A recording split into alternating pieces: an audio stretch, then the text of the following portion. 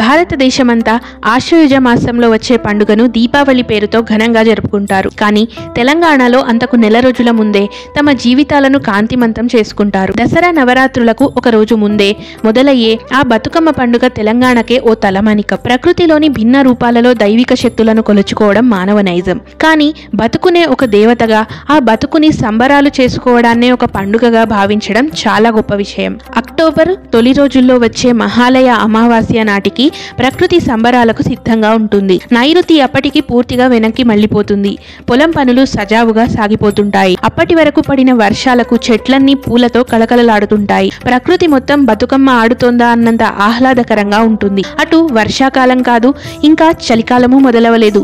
ప్రకృతిని ఆరాధించడానికి ఇంతకంటే గొప్ప తరుణం ఇంకేముంటుంది? బతుకమ్మ పండుగ వెనుక చాలానే కథలు ఉన్నాయి. భూస్వాముల అకృత్యాలకు బలైపోయిన ఒక ఆడపిల్లకు ఇది గుర్తని, ధర్మాంగదుడనే చోళరాజుకి పుట్టిన కూతురు ఎన్నో బలారిష్టాలను తట్టుకొని నిలబడటంతో ఆమె బతుకమ్మగా స్థిరపడిందని, కథ ఏదైనా వీటిలో మానవులే పాత్రలు కావడం, వారి గుర్తుగానే పండుగ చేసుకోవడం గమనించదగ్గ విషయం. బతుకమ్మకు రూపమైన శిల్పమైన పూలతోనే. పూలల్లో సమృద్ధిగా కనిపించే తంగేడు, బంతి, చామంతి, గన్నేరు, గునుగు పూలను వరుసలుగా గోపురాకారంలో పేరుస్తారు. పైన తమలపాకులో పసుపు ముద్దను ఉంచడంతో బతుకమ్మ రూపానికి నిండుదనం వస్తుంది. సాయంత్రం వేళలో ఈ బతుకమ్మ చుట్టూ చేరి ఆడిపాడే ఆడవారితో పల్లె వాకిళ్లన్నీ మారుమోగుతాయి. బతుకమ్మ చుట్టూ లయబద్ధంగా తిరుగుతూ చప్పట్లు చరుస్తూ వారు పాడుకునే పాటలు అచ్చమైన కష్టజీవుల జీవితాలను ప్రతిబింబిస్తాయి. 9 రోజుల పాటు బతుకమ్మను ఘనంగా జరుపుకుని ఆఖరి రోజున సద్దుల బతుకమ్మ పేరుతో ఆమెకు వీడ్కోలు పలుకుతారు. ఆ రోజున చెరువులో నిమజ్జనం చేసిన బతుకమ్మలు తేలుతూ వెళ్తుంటే వాటి మీద పడుతున్న వెన్నెల కూడా పూల రంగులుగా ప్రతిఫలిస్తుంది.